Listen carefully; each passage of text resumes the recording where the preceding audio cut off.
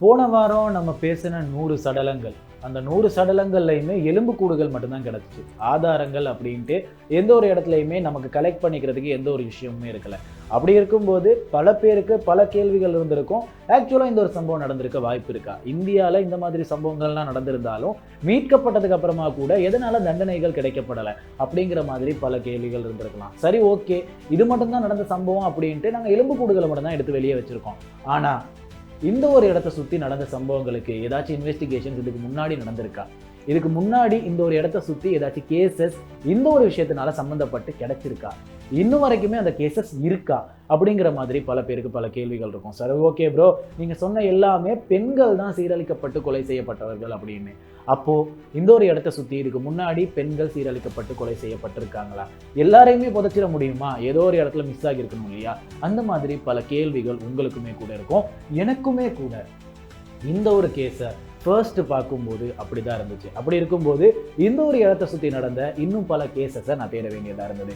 அப்படி தேடும்போது எனக்கு 2 கேசஸ் கிடச்சிருந்தது. ஆனால் அதையுமே தொடர்ந்து இதுக்கு முன்னாடி ஆர்டிகல்ஸ் நான் தேடி பார்க்கும்போது 1804களில் 1803களில் இருந்தே இந்த ஒரு இடத்துல பல தவறுகள் நடந்துக்கிட்டு வந்திருக்கு அப்படிங்கிற மாதிரி பல ஸ்டேட்மெண்ட்ஸ் கிடைச்சிருந்தது.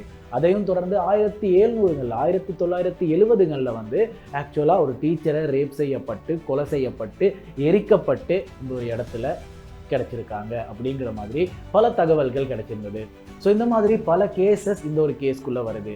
அப்படி இருக்கும்போது நம்ம அந்த ஒரு கேஸை அப்படியே தனி கேஸாக முடிச்சிட முடியாது இல்லையா? ஸோ அடுத்த கேஸ் பார்ட் 2 இன்னைக்கு நிகழ்ச்சியை தொடங்கலாம். கூர்ந்து கவனிங்க.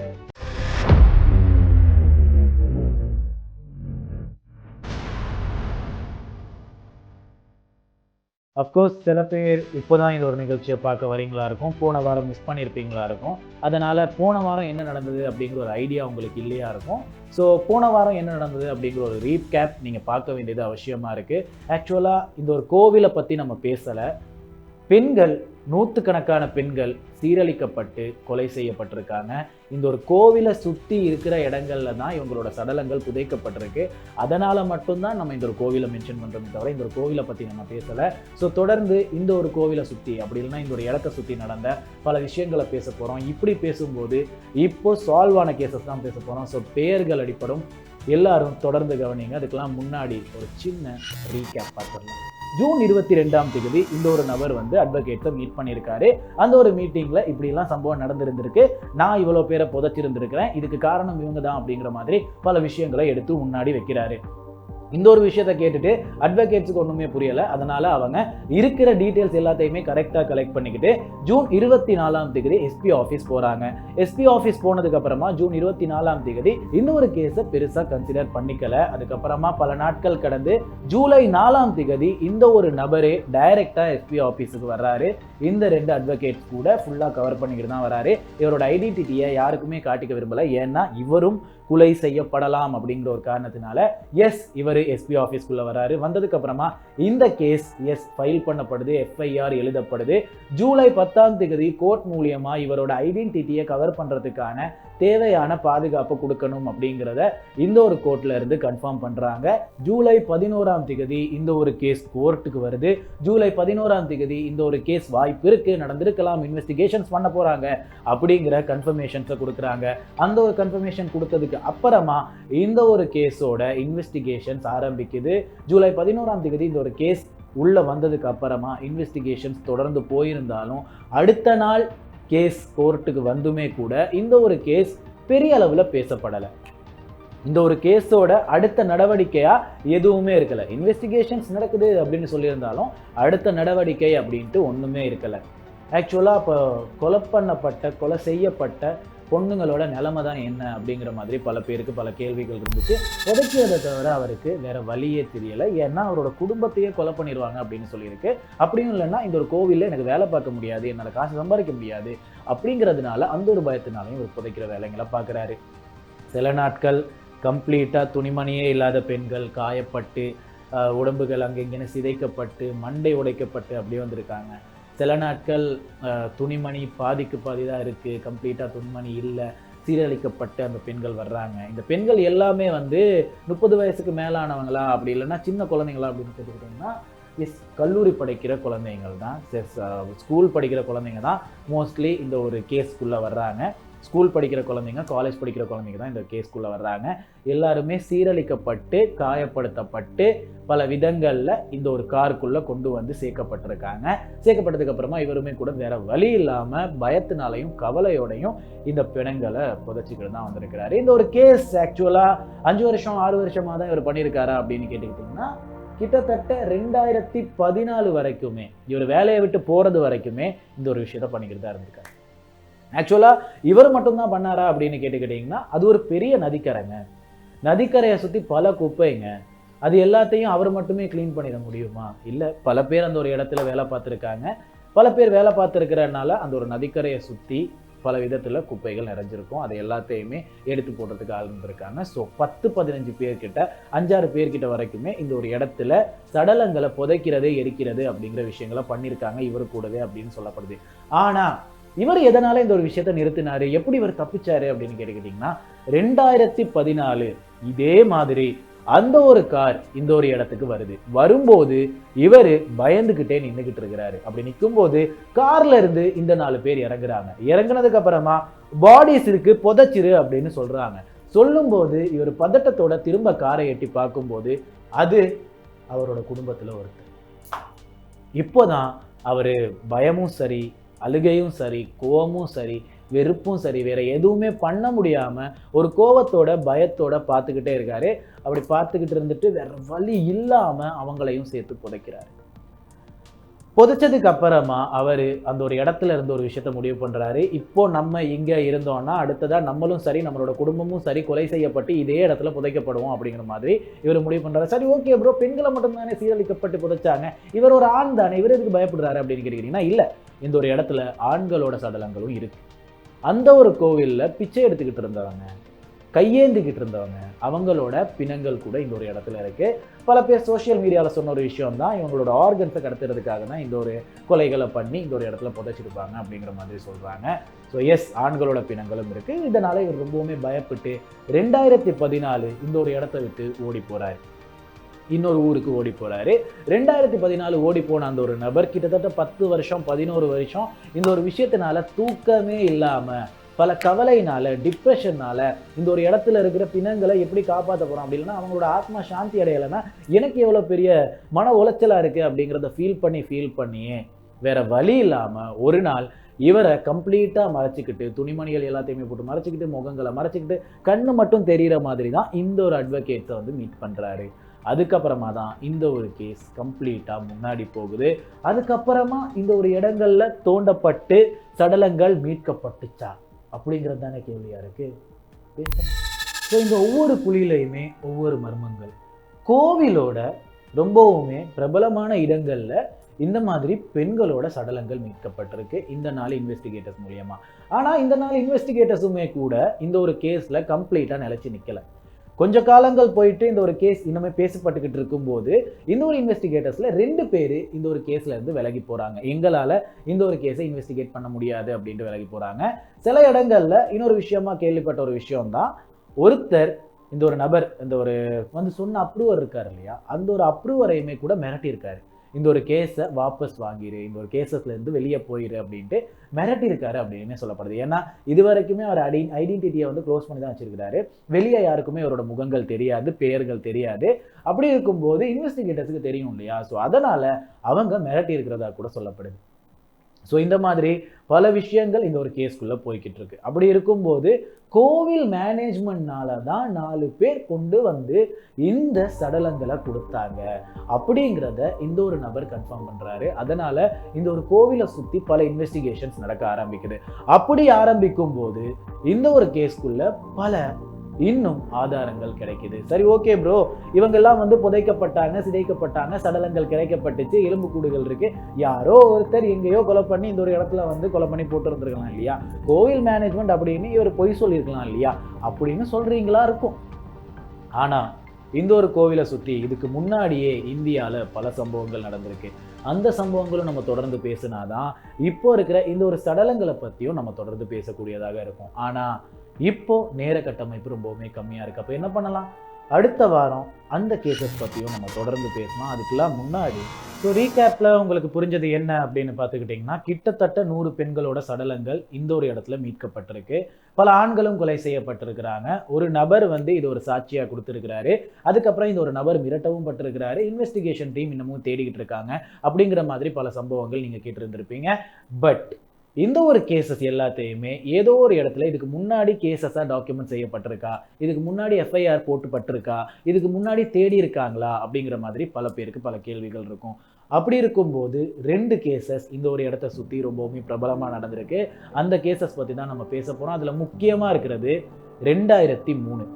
2003 அப்படின்னு சொல்லும்போது இதுக்கு முன்னாடி இந்த ஒரு இடத்துல இருந்து மானிப்பால் அப்படின்னு சொல்லப்படுற இன்னொரு பிரதேசத்துல இருந்து ஒரு மெடிக்கல் காலேஜ்ல படிக்கிற 3 பெண்கள் இந்த ஒரு கோவிலுக்கு விசிட் பண்றாங்க. ஆக்சுவலா கோவிலுக்குன்னு கிடையாது, இந்த ஒரு ஊருக்கே விசிட் பண்றாங்க. ஏன்னா இந்த ஊரே ரொம்பவுமே பிரபலமான ஊர், இந்த ஒரு கோவில்னால தான் அப்படிங்கிறதுனால ஸோ இந்த ஒரு ஊருக்கு விசிட் பண்றாங்க. அப்படி விசிட் பண்ணும்போது இந்த 3 பெண்கள்ல 2 பெண்கள் இந்த ஒரு இடத்துல இருந்து ஷாப்பிங் போகலாம் அப்படின்னு பிளான் பண்ணி போகிறாங்க. ரூமில் இருந்து ஷாப்பிங் போகலாம் அப்படின்னு பிளான் பண்ணி போகிறாங்க. அப்படி போகும்போது இன்னும் ஒரே ஒரு பொண்ணு மட்டும் ஏன் போகலை அப்படின்னு பார்த்துக்கிட்டிங்கன்னா, அவங்க சொல்கிறாங்க, நான் கோவிலுக்கு போயிட்டு வரேன், நான் கோவிலுக்கு போயிட்டு வந்துட்டு அதுக்கப்புறமா வந்து உங்களோட ஜாயின் பண்ணிக்கிறேன் அப்படிங்கிற மாதிரி சொல்கிறாங்க. ஸோ இவங்க ஷாப்பிங் போகிறாங்க, இந்த பொண்ணு கோவில் போகிறாங்க.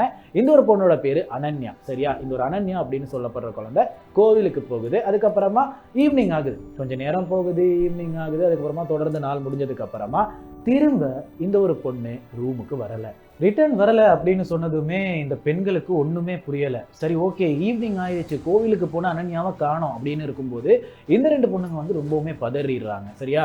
பதறி ரொம்பவுமே அங்கே இங்கேன்னு தேட ஆரம்பித்து தேடிக்கிட்டே இருக்காங்க. ஆனால் எந்த ஒரு இடத்துலையுமே இந்த பெண் வந்து கிடைக்கல, இந்த பொண்ணு வந்து எந்த ஒரு இடத்துலையுமே கிடைக்கல. அப்படி இருக்கும்போது இவங்க ஊரை சுற்றி தேடுறாங்க, கோவிலை சுற்றி தேடுறாங்க, பல கடைகளில் தேடி பார்க்குறாங்க, அங்கே இங்கேன்னு கேட்குறாங்க, பஸ் ஸ்டாப்பில் வரைக்குமே கேட்குறாங்க, ஒருவேளை போயிட்டாங்களோ தெரியலையே அப்படிங்கிற மாதிரி கேட்குறாங்க. சரியா? ஆனால் எந்த ஒரு இடத்துலையுமே கிடைக்கல. இரவாகி அடுத்த நாள் விடியுது. அப்படி இருக்கும்போது இவங்க பயத்தில் வீட்டுக்கு கால் பண்ணி இன்ஃபார்ம் பண்ணுறாங்க. அனன்யா வீட்டுக்கும் சரி, இவங்களோட வீட்டுக்கும் சரி. அப்படி இருக்கும்போது அனன்யாவோட அம்மா அவங்க ஒரு சிபிஐ ஆஃபீஸர். சிபிஐ ஆஃபீஸர் அப்படின்னு பார்த்துக்கிட்டிங்கன்னா இன்வெஸ்டிகேஷன்ஸில் மட்டும் இல்லை, சிபிஐயில் இன்னொரு போர்ஷனில் இருக்கிற ஒரு ஆஃபீஸர். சரியா? இந்தியாவில், ஓகேவா, சென்ட்ரல் பியூரோ ஆஃப் இன்வெஸ்டிகேஷன்ஸில் ஒரு முக்கியமான ஆஃபீஸர். அவங்க சொல்கிறாங்க, நீங்கள் வீட்டுக்கு வாங்க, நான் பார்த்துக்கிறேன் அப்படிங்கிற மாதிரி சொல்லி இவங்களை வீட்டுக்கு ரிட்டர்ன் பண்ணிடுறாங்க. சரியா? அனன்யாவோட ஃப்ரெண்ட்ஸை வீட்டுக்கு ரிட்டர்ன் பண்ணிடுறாங்க. இப்போது அந்த ஒரு அம்மா இந்த ஒரு ஊருக்கு வர்றாங்க, இந்த ஒரு கோவில் பகுதிக்கு வர்றாங்க. அப்படி வந்ததுக்கு அப்புறமா இவங்க பல இடங்கள்ல இவங்களோட இன்வெஸ்டிகேஷன்ஸ் ஆரம்பிக்கிறாங்க. பிரைவேட்டா இவங்க இன்வெஸ்டிகேட் பண்ண ஆரம்பிக்கிறாங்க. பல இடங்கள்ல இந்த ஒரு பெண்மணி கிடைக்கல அப்படிங்கிறதுனால அனன்யாவோட ஒரு போட்டோவை வச்சுக்கிட்டு எல்லாருக்கும் காட்டி இது என்னோட பொண்ணு, உங்க யாருக்காச்சும் தெரியுமா, இது என்னோட பொண்ணு, உங்க யாருக்காச்சும் தெரியுமா அப்படின்னு தேடிக்கிட்டு இருக்காங்க. அப்போ ஒரு நபர் சொல்றாரு, நான் இந்த பொண்ணை பார்த்துருக்கேன், இந்த ஒரு பொண்ணை நான் கடைசியா பார்த்தது கோவில் மேனேஜ்மெண்ட்ல இருக்கிற சில பேரோட பேசிக்கிட்டு இருந்தாங்க அப்படிங்கிற மாதிரி சொல்றாரு. இப்போ சரி, ஓகே, அனன்யாவோட ஒரு சின்ன க்ளூ கிடைச்சிருக்கு. கோவில்ல இருந்து தான் கடைசியா காணாம போயிருக்காங்க, மேனேஜ்மெண்ட் கூட பேசிட்டு இருந்திருக்காங்க. மேனேஜ்மெண்ட் கிட்ட போயிட்டு இவங்க டைரக்டா பேச முடியாது அப்படிங்கிற ஒரு காரணத்தினால போலீஸுக்கு போறாங்க. போலீஸுக்கு போனதுக்கு அப்புறமா போலீஸ்ல ஒரு சின்ன எஃப்ஐஆர் ஃபைல் பண்ணலாம் அப்படின்ட்டு பிளான் பண்றாங்க. ஓகேவா? எஃப்ஐஆர் ஃபைல் பண்ணலாம் அப்படின்ட்டு போலீஸுக்கு போனவங்கள போலீஸ் அவமானப்படுத்தி அனுப்புறாங்க. உன் பொண்ணு யாரு கூடயாச்சும் ஓடி போயிருப்பா, திரும்ப வந்துருவா, நீ கிளம்பு அப்படிங்கிற மாதிரி சொல்றாங்க. அந்த ஒரு கேஸ் பெருசா ஃபைல் ஆகலை. அதுக்கப்புறம் திரும்ப இவங்க கோவிலுக்கு வராங்க. கோவிலுக்கு வந்து பல இடங்களை சுற்றி தேடிக்கிட்டு இருக்காங்க. அப்படி தேடிக்கிட்டு இருக்கும்போது 2 நபர்கள் இவங்களை கூட வந்து பேசுகிறாங்க. வந்து பேசினதுக்கு அப்புறமா அவங்க சொல்கிறாங்க, எங்களுக்கு தெரியும் அனன்யா எங்கே இருக்கா அப்படிங்கிறத சொல்கிறாங்க. சரியா? அப்போது நீங்கள் என் கூட வாங்க, நான் வந்து அனன்யா எங்கே இருக்காங்க அப்படிங்கிற ஒரு இடத்துக்கு கூப்பிட்டு போகிறேன் அப்படிங்கிற மாதிரி சொல்கிறாங்க. இவங்களுக்கு அப்போவே டவுட்டு, சிபிஐ ஆஃபீஸருங்க ஐடியா இல்லாமல் இருக்குமா, அப்போவே டவுட்டு இவங்க வந்து தப்பானவங்க தான் அப்படின்ட்டு. அப்போது இவங்க வந்து புறக்கணிக்கிறாங்க, இந்த ஒரு இடத்துக்கு போகிறதுக்கு விரும்பலை. சரியா? அப்படி இருக்கும்போது இவங்களை கடத்திட்டு போயிடுறாங்க, கிட்னாப் பண்ணிட்டு போயிட்டு இவங்களோட மண்டை மேலே ஒரு ராட் எடுத்து அடிக்கிறாங்க. அடிச்சுட்டு இவங்களுக்கு பல இடங்கள் அடிச்சிருந்துருக்காங்க. அதுக்கப்புறம் உன் பொண்ணை தேடி வந்தது நீ பண்ண பெரிய தப்பு, இந்த ஒரு இடத்துல இருந்து போயிரு, அப்படி இல்லைன்னா உனக்கும் உன் பொண்ணோட நிலைமை தான் அப்படிங்கிற மாதிரி சொல்றாங்க. இவங்க தலையில் அடிச்ச அடியில் இவங்களுக்கு ஒண்ணுமே புரியலை, இவங்க பேசுனதே கேட்கல இவங்களுக்கு. ஏன்னா கோமாவுக்கு போயிட்டாங்க. கோமாவுக்கு போன அவங்க 3 மாசம் கழிச்சு பெங்களூர்ல இருந்து எந்திரிக்கிறாங்க. ப்ரோ என்ன சொல்கிறீங்க, மணிப்பால் காலேஜில் படிக்கிற குழந்தை இந்த ஒரு கோவிலுக்கு வந்துச்சு, கோவிலுக்கு வந்ததுக்கப்புறமா எப்படி பெங்களூரில் போயிட்டு இவங்களோட கோமா ஸ்டேஜில் ஒரு ஹாஸ்பிட்டலில் இருப்பாங்க? இவங்களுக்கு ஒன்றுமே புரியல, எனக்கும் ஒன்றுமே புரியல, யாருக்குமே ஒன்றுமே புரியல. யார் வந்து இவங்களை பெங்களூரில் சேர்த்தா அப்படிங்கிற ஒரு ஐடியாவே இல்லை. ஓகேவா? சரி, ஓகே அப்படின்ட்டு இவங்க கோமால இருந்து எந்திரிச்சதுக்கு அப்புறமா இவங்களோட மகளை தேடுற பல இடங்கள்ல தேடி பார்த்து இருந்திருக்கிறாங்க. ஆனால் ஒரு வருஷம் பல வருஷம் போனதுக்கு அப்புறமா, அஃப்கோர்ஸ் நம்ம இதுக்கு முன்னாடியே ராக்கஃபெல்லர் மிஸ்ட்ரி அப்படிங்கிறத பேசும்போது சொல்லியிருந்தோம் இல்லையா, 3 மாதங்களுக்கு மேலே ஒரு நபர் காணோம் அப்படின்ட்டா ஒருத்தர் வந்து உயிரோட இருக்காரு, உயிரோட இல்லை அப்படிங்கிற ரெண்டுக்குமே சாட்சியங்கள் ஆதாரங்கள் இல்லை அப்படின்னா என்ன பண்ணுவாங்க? அஃப்கோர்ஸ் அவங்க இறந்துட்டாங்க அப்படிங்கிறத ஃபைல் பண்ணிடுவாங்க இல்லையா. ஸோ இறந்துட்டாங்க அப்படின்னு ஃபைல் பண்ணி விட்டுட்டாங்க. அதனால அனன்யாவோட அம்மாவுமே கூட சரி ஓகே வேற வழி இல்லை அப்படிங்கிறதுனால இந்த ஒரு கேஸ்லேருந்து வெளியே வந்து கொஞ்சம் ரிலாக்ஸாக தான் வாழ்ந்துக்கிட்டு இருக்காங்க. ஆனால் 2025 ஜூலை 11 இவங்க திரும்ப போலீஸுக்கு வர்றாங்க. ஓகே, என்னோட மகள் இறந்துட்டாங்க, அவங்கள கொன்னுட்டாங்க, புதைச்சிட்டாங்களா கூட இருந்துட்டு போட்டோம், எனக்கு என்னோட மகளோட எலும்பு கூடையாச்சும் மீட்டெடுத்து தாங்க, நான் கடைசி பிரார்த்தனைகளை செஞ்சுட்டு அவங்களோட ஆத்மா சாந்தி அடைய தேவையான பல விஷயங்களை பண்ணிட்டு இந்த ஒரு விஷயத்துல இருந்து வெளியே வந்துடுறேன் ப்ளீஸ் அப்படின்னு கெஞ்சிருக்காங்க. ஆனால் இது வரைக்குமே அவங்களுக்கு ஜஸ்டிஸ் கிடைக்கல. அதுக்கப்புறமா அக்டோபர் 9 2012 ஒரு பொண்ணு காலேஜில் படிச்சிருக்கு, செகண்டரி காலேஜ், ஆக்சுவலாக வந்து +2 அப்படின்னு சொல்லுவாங்க இல்லையா, நம்மளோட இலங்கையில் வந்து அட்வான்ஸ் லெவல் அப்படி இல்லைன்னா A லெவல் அப்படின்னு சொல்லுவோம் இல்லையா. ஸோ அந்த மாதிரி +2 படிச்சுக்கிட்டு இருந்த ஒரு பொண்ணு, அவங்களோட ஸ்கூலில் எக்ஸாம்ஸ்லாம் முடிஞ்சதுக்கப்புறமா ஒரு ஈவினிங் நேரம் கொஞ்சம் இருட்டாகிக்கிட்டு வந்துக்கிட்டு இருக்கு, ஒரு 5:30 இருக்கும் சரியா.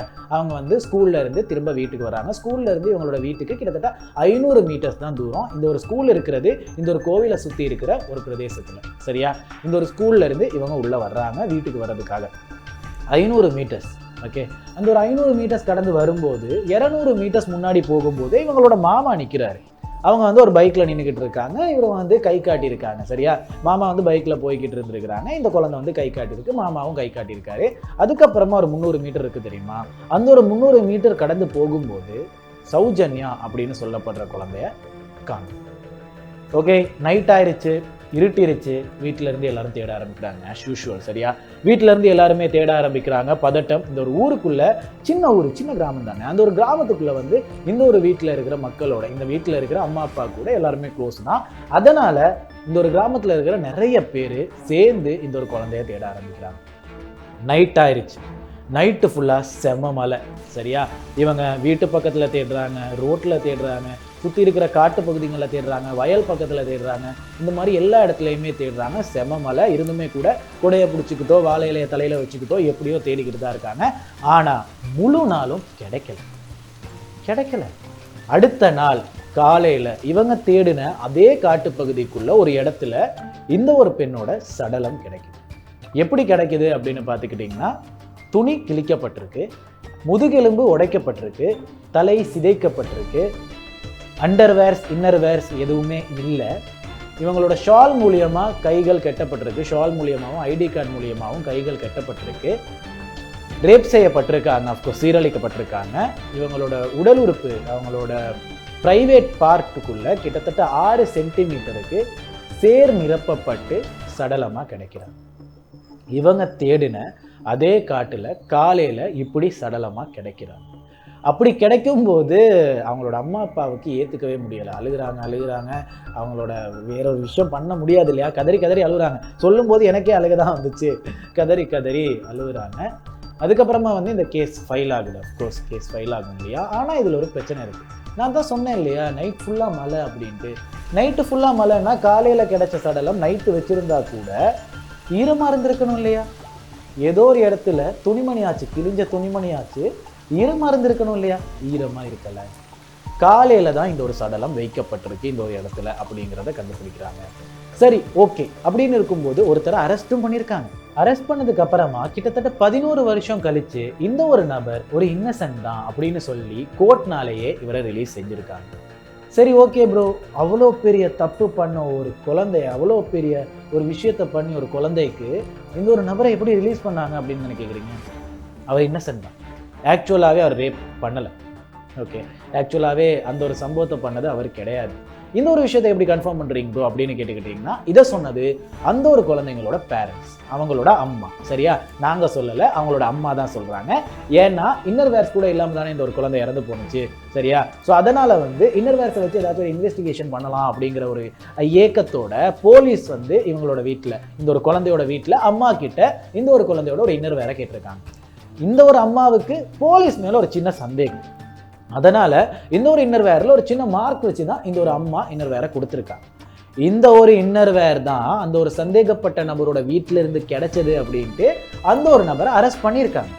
ஓகேவா, அரெஸ்ட் பண்ணதுக்கு அப்புறமா கோர்ட்லயுமே கூட இந்த ஒரு நபரோட வீட்டில் இந்த ஒரு இன்னர் வேர் இருந்தனால தான் நாங்கள் இவரை அரெஸ்ட் பண்ணோம் அப்படிங்கிற மாதிரி அரெஸ்ட்டும் பண்ணியிருக்காங்க. அரெஸ்ட் பண்ணி இவரை ஜெயிலையும் போட்டிருக்காங்க. அதுக்கப்புறமா 11 வருஷம் கழிச்சு தான் இவருக்கான ஜஸ்டிஸே கிடைச்சிருக்கு. அப்போ யாரு தான் உண்மையா கொலை பண்ணா அப்படிங்கிறது ஐடியாவே இல்லை இல்லையா? இன்னமுமே கூட அந்த ஒரு தாய்மார், அந்த ஒரு பெற்றோர்கள் ஜஸ்டிஸுக்காக ஏங்கிக்கிட்டு தான் இருக்காங்க. ஸோ இந்த மாதிரி இந்த ஒரு கோவிலை சுற்றி இந்த 2 சம்பவம் நடந்ததுக்கு அப்புறமா பல பேருக்கு பல சந்தேகங்கள் இந்த ஒரு கோவிலை சுற்றி இருக்கு. கோவிலை சுற்றினா கோவில் கிட்ட கிடையாதுங்க, கோவிலை சுற்றினா அந்த ஒரு இடத்த சுற்றி பல பேருக்கு பல சந்தேகங்கள் இருக்கு. ஓகேவா, ஸோ அப்படி இருக்கும்போது சில பேர் சொல்றது என்ன ஒரு விஷயம் அப்படின்னு பார்த்துக்கிட்டீங்கன்னா, என்னோட அப்பாவை கூட இந்த ஒரு கோவில் சம்மந்தப்பட்ட யாராச்சும் தான் கொலை பண்ணியிருக்காங்க, எனக்கு சந்தேகம் இருக்கு அப்படின்னு சொல்றாங்க.